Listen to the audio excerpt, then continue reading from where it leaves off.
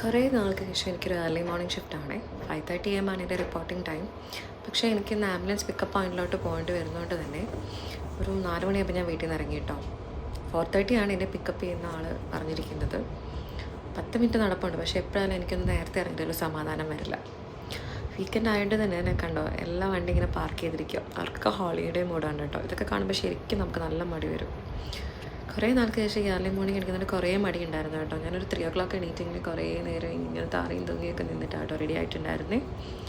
ഇവിടെ ഇപ്പോൾ 4 o'clock ആണെങ്കിലും മോർണിംഗ് ഒരു മൈൽഡ് തണുപ്പുണ്ട് കേട്ടോ. ഒത്തിരി ഇല്ല, പക്ഷെ എനിക്ക് സൈനസ് പ്രോബ്ലം ഉണ്ടായിരുന്നു കേട്ടോ, ചെവിയൊക്കെ കവർ ചെയ്ത് വെച്ചിരിക്കുന്നത്.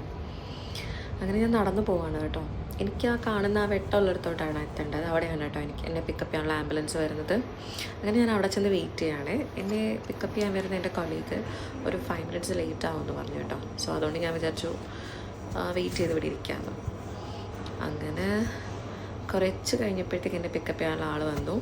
ഞാൻ പുറകിലാട്ടോ കയറി ഇരുന്നിട്ടുണ്ടായിരുന്നു. ഫ്രണ്ടിൽ വേറെ ആളുകൂടെ ഉണ്ടായിരുന്നു.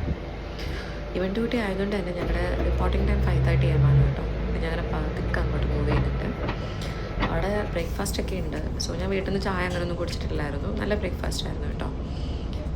ഇതായിരുന്നു കേട്ടോ എൻ്റെ